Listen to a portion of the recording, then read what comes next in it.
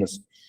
Então, esse também como melhorar a economia da Amazônia e beneficia as populações amazônicas.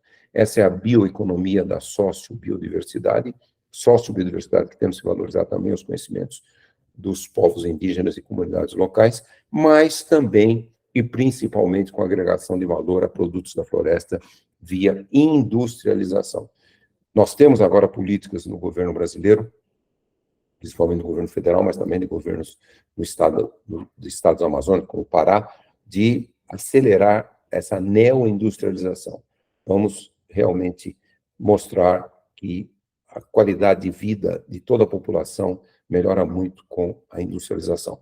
Esse é um levantamento que um aluno meu, um ex-aluno de doutorado fez o ano passado, 2022, mostrando que realmente o número de fábricas de produtos da Amazônia é muito pequeno, né? Em toda a Amazônia, não só a brasileira, não passou muito de 50 comunidades que tenham industrialização, que tenham agregação de valor aos produtos da floresta.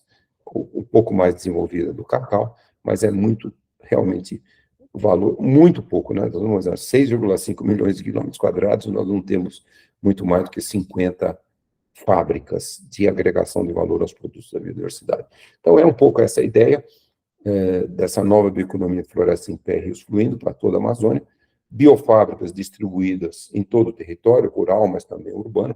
70% da população da Amazônia é urbana, no Brasil 75%, mas com alta agregação de valor local.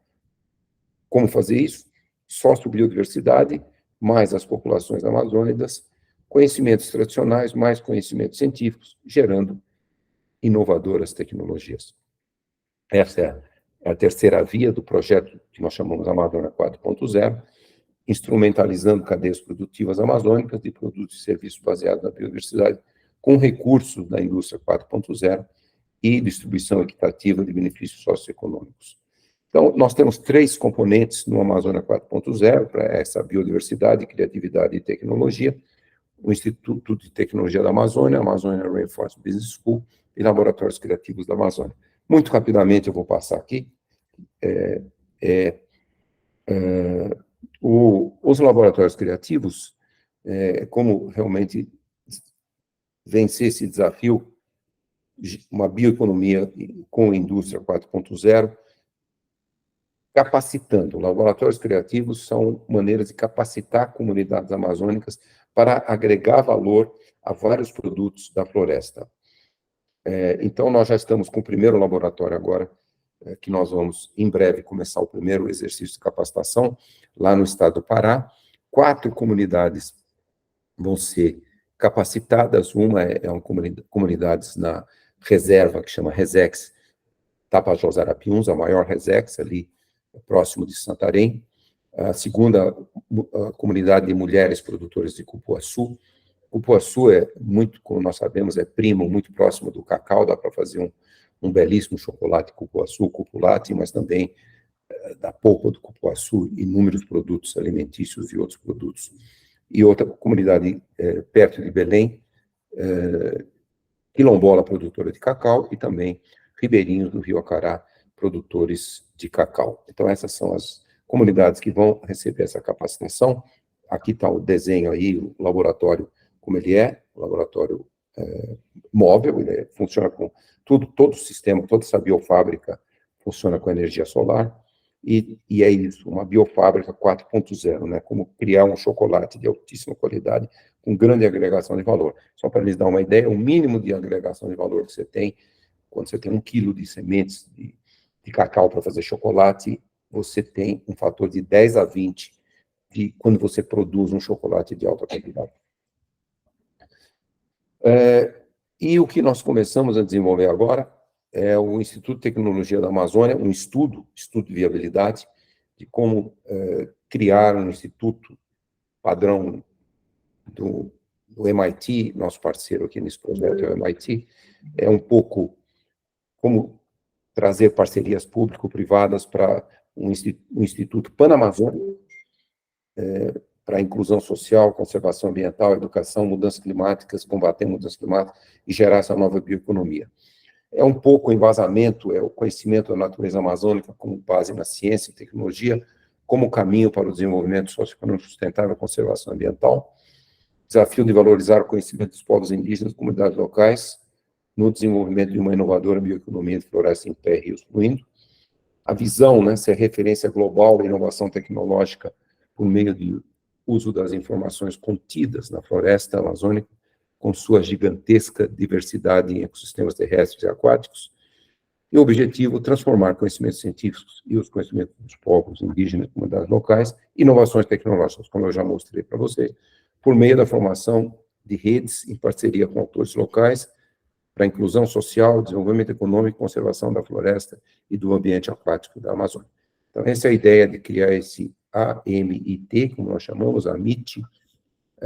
Aqui, a ideia é, o Rio Amazonas é o nosso simbólica visão, artéria simbólica do conhecimento através de um modelo dinâmico colaborativo em toda a Amazônia.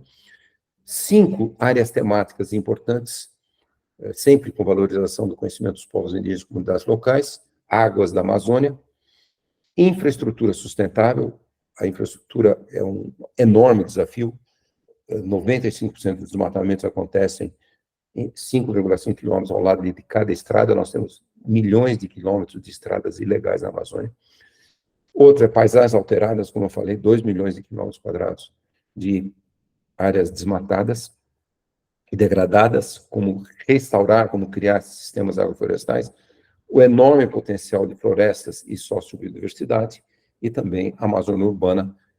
70% da população amazônica é urbana, nós precisamos ver maneiras sustentáveis. Então, essa é a ideia do AMIT, com essas 5 áreas principais temáticas, e aí, graduação e pós-graduação, formar milhares de estudantes por ano, todas essas áreas, engenharia e tecnologia, educação e bioeconomia, engenharia, agroecologia, climatologia, ecologia, biotecnologia e genética, tecnologias avançadas para a Amazônia, desenvolvimento humano para a Amazônia, uso sustentável do bioma amazônico, serviços ambientais amazônicos, ciências biológicas aplicadas para o desenvolvimento da Amazônia. Então, essa é a ideia do AMIT, e nós estamos exatamente desenvolvendo esse estudo de viabilidade em parcerias entre Brasil, Colômbia, Bolívia, Peru, Equador, etc., idealmente todos os países amazônicos, criar realmente um instituto de tecnologia de altíssimo valor para formar milhares de jovens por ano para essa nova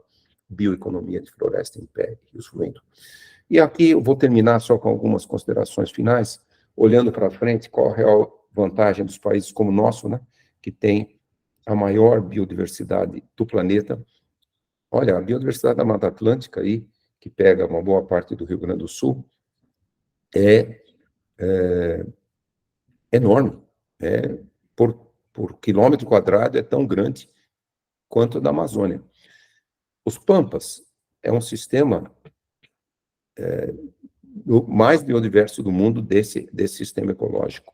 Só para mencionar o Rio Grande do Sul, a savana tropical, o Cerrado, é o mais biodiverso do planeta, a Amazônia é a mais biodiversa do planeta. Então, seremos eternos fornecedores de commodities, como nós, infelizmente, ficamos nos últimos 20 anos, desindustrializamos o país totalmente, ou também fornecedores de produtos da rica biodiversidade com valor agregado e com benefícios sociais. Essa é a escolha nossa. Escolha também, olhando para frente, né, como desenvolver essa economia orientada para a biodiversidade, essa bioeconomia tropical, com bioindustrialização, essa neoindustrialização, que são políticas dos governos de países amazônicos, principalmente o Brasil, Colômbia e outros também. Então, focos, né, na saúde e conservação da terra, saúde planetária. E, por que não, vamos nos tornar uma potência ambiental da sociobiodiversidade.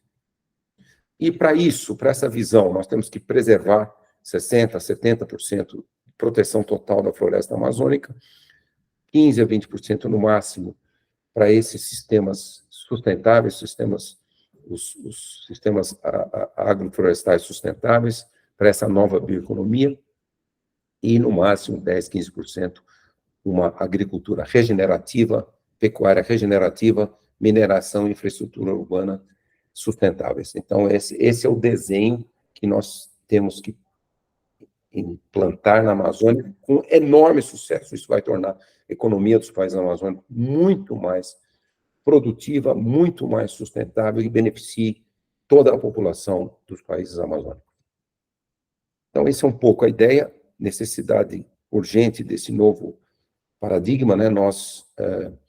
A famosa professora Berta Becker, que já nos deixou alguns anos atrás, ela dedicou a carreira dela da UFRJ à Amazônia, e ela que criou essa frase muito linda, agregar valor ao coração da floresta. E Davi Copernow criou essa frase, salvar o coração da mãe terra. Eu criei a frase, a Amazônia é o coração biológico do planeta. Então, é essa a ideia do que é o Amazon Green Deal, soluções baseadas na natureza, como transformar a Amazônia em uma potência ambiental da sociobiodiversidade, criando uma nova bioeconomia circular de floresta em pé e rios fluindo. Isso vai gerar muitos empregos, bem-estar, prosperidade, proteção da biodiversidade e combate às mudanças climáticas. Miriam Leitão, nossa grande jornalista, em agosto ela publicou esse artigo no jornal o Globo, em que ela visitou inúmeras comunidades amazônicas e visitou no sul a Associação das Mulheres Produtoras de Polpas e Frutas de São Félix do Xingu, o município mais desmatado da Amazônia, que tem essas populações que ainda tentam manter a floresta em pé, sistemas agroflorestais, e conheceu essa menina, Maísa, de 6 anos, que deseja tornar-se uma mulher praticando agricultura sustentável. Então, esse é um enorme desafio para nós, enorme desafio. Vamos criar uma condição para a Maísa, daqui a 11 anos, que ela vai para a universidade, de ter a possibilidade de estudar muito. Então, e também, todos nós vimos, né, com enorme surpresa, essa magnífica história dessas 4 crianças indígenas que ficaram 40 dias vivendo dentro da floresta e sustentaram, principalmente Leslie, a criança indígena de 13 anos, a menina indígena de 13 anos, e até um bebezinho de 1 ano. Então, o presidente Petro até falou a frase, foi a sabedoria das famílias indígenas de viver na selva que salvou essas crianças. Então, é isso. Vamos criar uma Amazônia para a Maísa, para essas crianças indígenas que têm tanto conhecimento. Essa é a Amazônia sustentável que nós precisamos criar. Uma necessidade extremamente urgente de convocar ações globais, nacionais, regionais, para salvar a floresta amazônica e seus povos. Esse é o nosso grande desafio. Essa é a visão para uma Amazônia sustentável, a valorização dos conhecimentos desses povos, a nossa ciência moderna, para beneficiar todas essas comunidades, todos os povos amazônicos. Finalizo com a minha mensagem principal. Vamos salvar a Amazônia, vamos salvar os povos amazônicos. Todos nós brasileiros, essa é a Amazônia que queremos. Muitíssimo obrigado. Professor, muito obrigado. Nós agradecemos a fala brilhante, a riqueza de informações, né? Nós temos todo o interesse em conhecer melhor o Amazônia 4.0, nós temos o website, claro, né?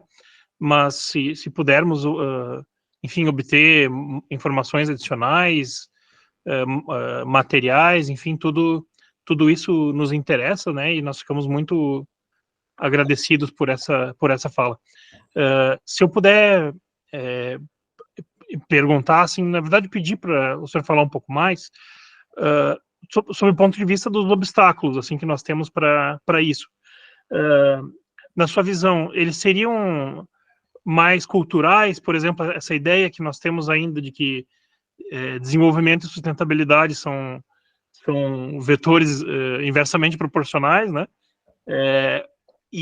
Ou o obstáculo político, institucional, e o que nos toca aqui diretamente, o nosso programa de legislação, né, de regulação, de políticas públicas. Como que nós estamos indo nesse aspecto, na sua visão? Olha, é lógico que existe ainda, isso vale para o Brasil inteiro, vale para todos os países tropicais, ainda uma força política e econômica muito grande do agronegócio tradicional. Isso também, totalmente no Rio Grande do Sul também. O agronegócio tradicional, ele tem uma pauta política de expansão permanente da área agrícola, da área da pecuária. Isso é uma filosofia do agronegócio que a gente chama expansionista, que ela está na Argentina, ela está no Brasil, ela está no Rio Grande do Sul, até mesmo no Uruguai, no Paraguai.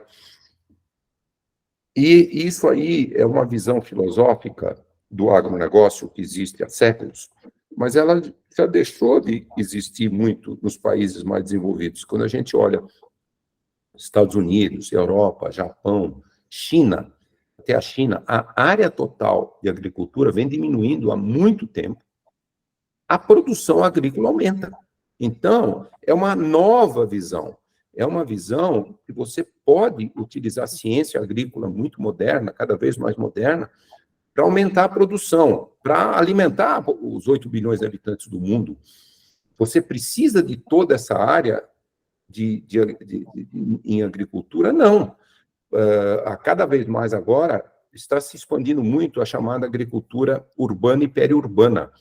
Você tem produção muito próxima ali dos locais, das populações, do consumo, com uma alta produtividade, com uma industrialização sensível, até mesmo agricultura orgânica com industrialização. Então, esse é o caminho da agricultura mundial. Esse é o caminho. Não existe nenhum risco de um mundo entrar em fome. Aliás, diminui o risco, porque a agricultura regenerativa, a agricultura muito produtiva, ela é muito menos vulnerável aos extremos climáticos que as mudanças climáticas já estão trazendo para todo mundo. Então, nós, no Brasil, temos um enorme desafio, que é fazer o Brasil entrar na mesma linha que Brasil, não só o Brasil, a maioria dos países tropicais, fazer entrar na mesma linha de muitos países agrícolas do mundo. O maior produtor agrícola do mundo é a China, em segundo lugar a Índia, em terceiro lugar os Estados Unidos, em quarto lugar o Brasil, mas China e Estados Unidos diminuem as áreas de agricultura e aumentam a produção. Então, esse é um pouco o grande desafio que nós temos no Brasil. O agronegócio brasileiro, ele pode caminhar nessa mesma direção, aumentar muito a produção, reduzindo muito a área agrícola. Hoje nós já temos 2,8 milhões de quilômetros quadrados, principalmente 1,6 milhões em pecuária e pastagens, grande parte, 50% degradada, 300 mil quilômetros quadrados, totalmente pastagens degradadas. Então, esse é o enorme desafio. É político, é econômico, mas é também cultural. A agricultura não tem que ir sempre em expandir. Ela tem que fazer uma agricultura muito produtiva, usando muito menos terra. O professor Ayrton, que é nosso colega aqui, ele me mandou uma questão por escrito. Eu acho que vai justamente nessa direção, né, do seu último comentário. Ele diz que sempre que se fala na criação de unidades de conservação ou de demarcação de terras indígenas, né, o discurso é de que isso seria uma ingerência de outros países, de que isso iria contra o interesse do desenvolvimento nacional, né, e existe muito essa narrativa de que a questão ambiental é para nos atravancar, né, para nos impedir de nos desenvolvermos, né. Acho que esse último comentário responde, né, essa questão, e aproveitando, assim, nós temos, professor, eu acredito que a resposta é positiva, né? Nós temos exemplos para mostrar, né, de polos, né, de focos de economia baseada na sociobiodiversidade, com alto valor agregado e que tem até um resultado econômico melhor do que o agronegócio tradicional? Sem dúvida, sem dúvida. É o que eu falei, o número que eu mostrei. Você vai em sistemas agroflorestais da Amazônia, até mesmo no Cerrado também, na Amazônia, as cooperativas que produzem mais os sistemas agroflorestais, por exemplo, uma cooperativa chama Canta, em Tomé Açu, uma cooperativa chama Reca, na fronteira de Rondônia com Acre, elas produzem uma rentabilidade que é 10 vezes superior à da pecuária da Amazônia. 10 vezes, não é uma vez, é 10 vezes.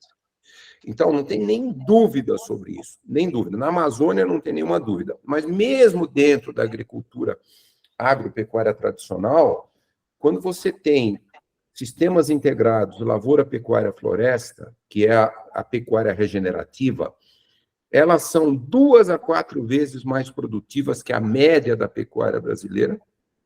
A pecuária brasileira é muito baixa a produtividade, 1,3 cabeças de gado por hectare, esse 1,6 milhões de quilômetros quadrados, 160 milhões de hectares, baixíssima produtividade. Essa pecuária regenerativa, sistemas integrados, lavoura, pecuária, floresta, eles são 2 a 4 vezes mais produtivos, eles trazem muito mais lucro para esse pecuarista, usam muito menos área e tem uma produtividade. Outra coisa, quando você faz tanto a agricultura regenerativa quanto a pecuária regenerativa, quando você mistura a cultura agrícola com dentro um pedaço de cultura agrícola cercada pelo bioma natural, a floresta, a Mata Atlântica, a savana, etc., você faz aquela agricultura e aquela pecuária muito mais resiliente aos extremos climáticos que já vêm acontecendo.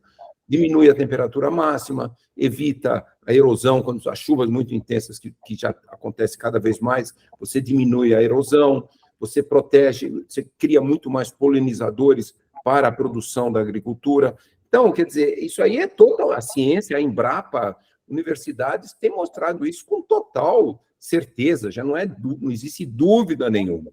Então, nós precisamos realmente fazer grande parte da agricultura brasileira caminhar muito mais para essa agricultura regenerativa. Ela faz todo sentido. Então, essa, entre aspas, desenvolvimento que a agricultura traz, ela pode ser muito maior com a prática da agricultura e da pecuária regenerativa. Maravilha.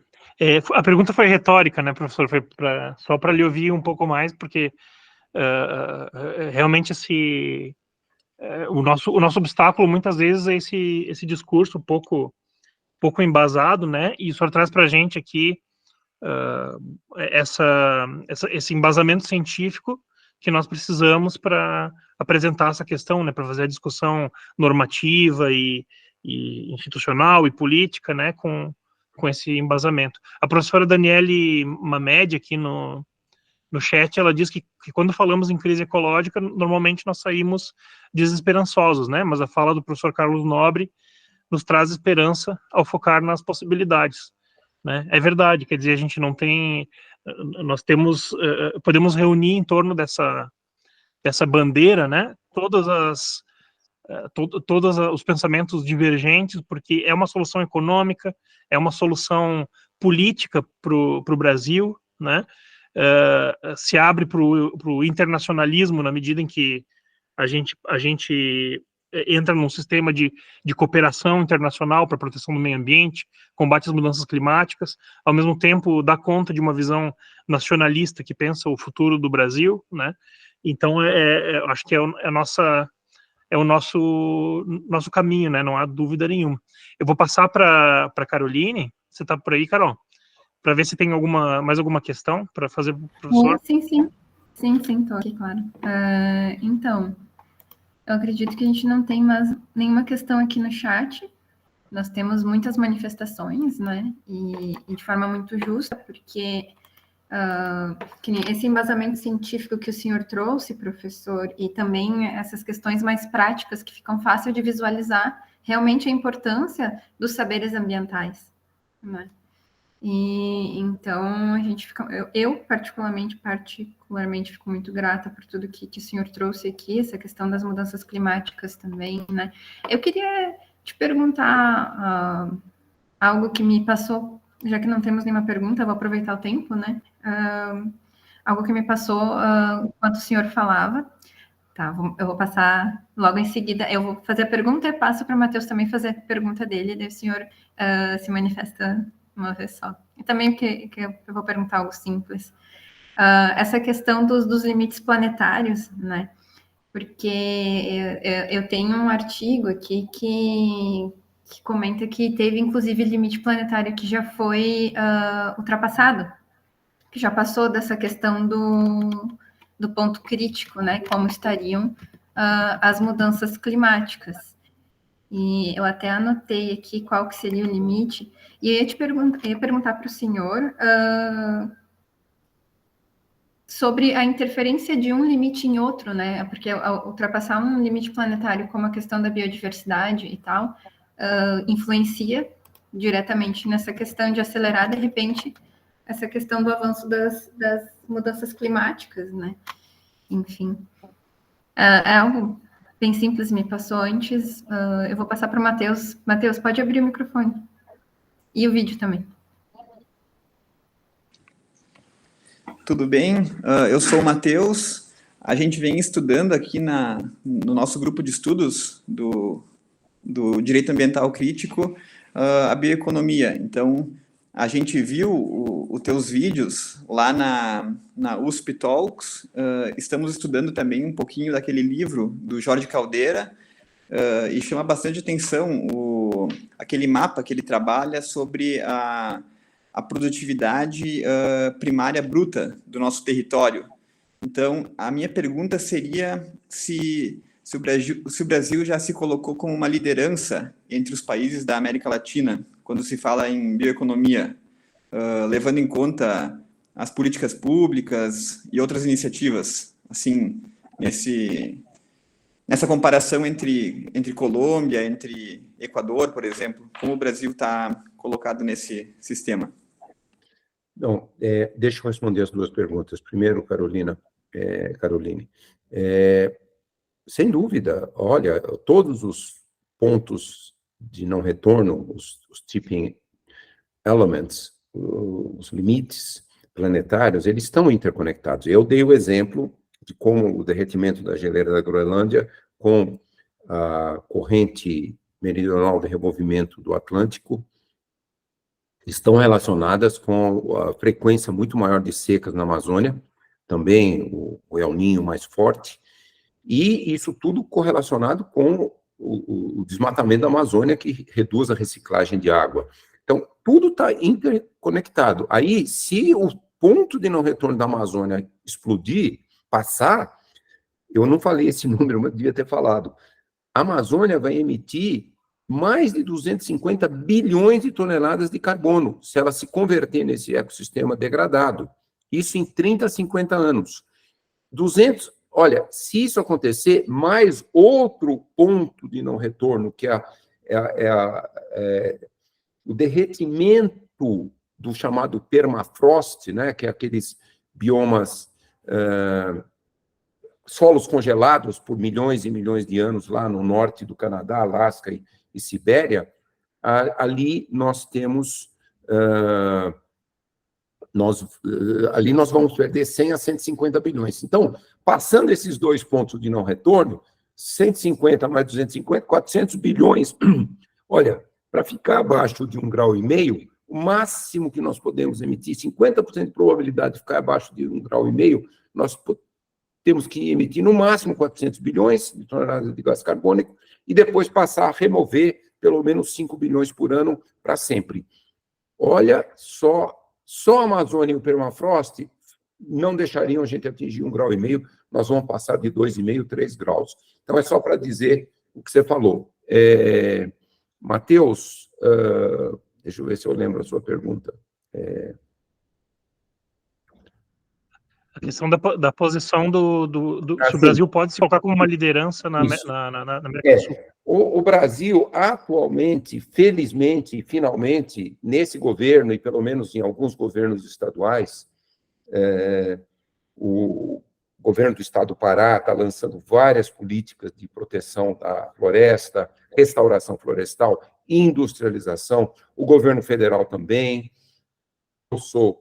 Felizmente, eu sou do Conselho de Administração do BNDES. O BNDES está começando a lançar vários projetos de subsídio para essa nova economia regenerativa, para essa nova agricultura e pecuária regenerativa, para essa nova bioeconomia para a Amazônia. Colômbia também está indo nessa linha, principalmente Colômbia, desse belíssimo exemplo aí que nós vimos do salvamento das crianças indígenas.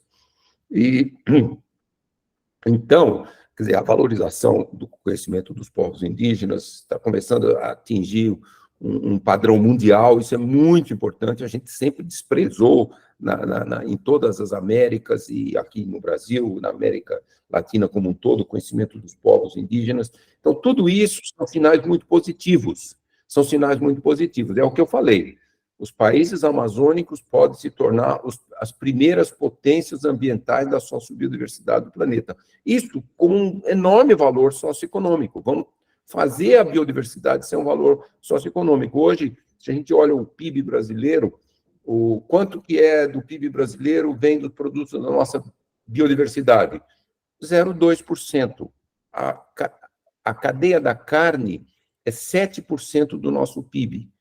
Todos os produtos da nossa biodiversidade, o número 1 é mandioca, o número 2 é açaí, é 0,2%, para você ver quão pouco é a nossa biodiversidade na economia do nosso país. Nós temos que alterar isso e, sim, quem vai ser o líder mundial nisso? Vamos torcer que sejam os países amazônicos, né? Aí que os países amazônicos compitam entre si para saber quem vai estar na frente. Muito bem. Professor, temos tempo para uma última pergunta? Última pergunta, sim. Eu tenho que sair daqui a pouquinho. Tá bem. Tânia, fica à vontade.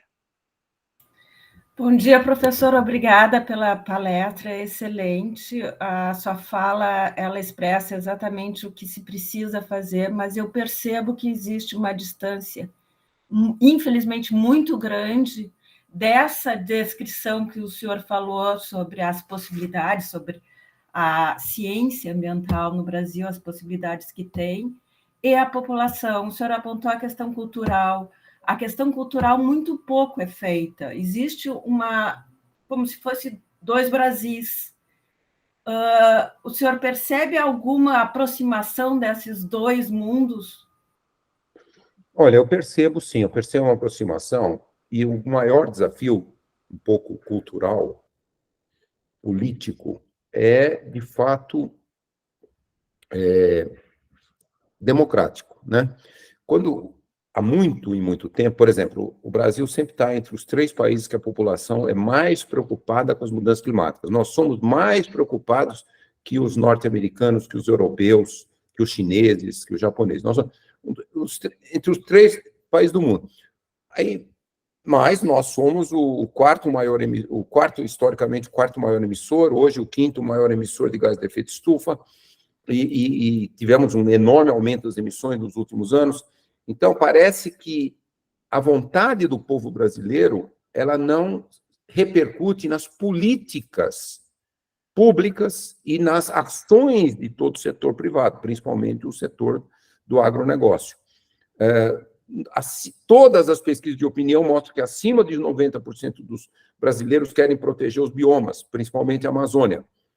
Então, democraticamente, puxa vida, nós devíamos eleger políticos que representassem a nossa visão. Porque, como eu já expliquei bastante, e a ciência não deixa nenhuma dúvida, nós podemos ter uma belíssima agricultura e pecuária regenerativa, produtiva e que não expanda mais. Diminua a área, na verdade.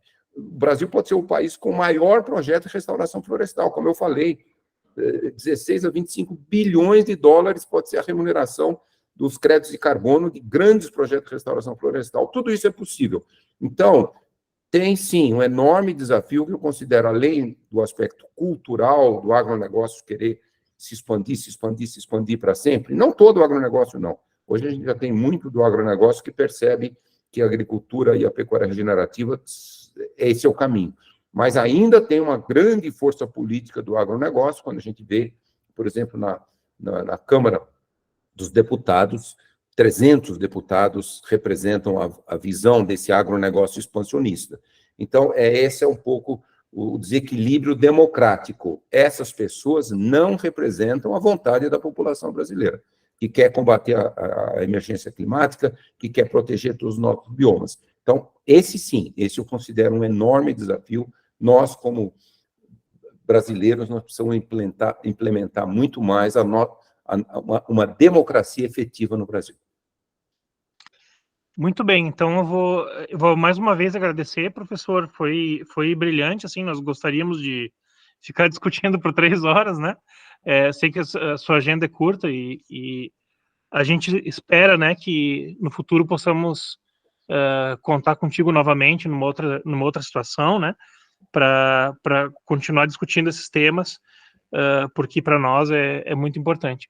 Acho que nossa contribuição aqui para esse processo, né, é a educação ambiental, né, da qual nós somos também responsáveis, né, inclusive temos projetos aqui de educação em direito ambiental nas escolas, né, e também no caso do nosso programa, especificamente, a pesquisa jurídica, né, a questão regulatória, a questão das políticas públicas, como que nós podemos ajudar, né, vamos usar a expressão, né, com a tecnologia jurídica para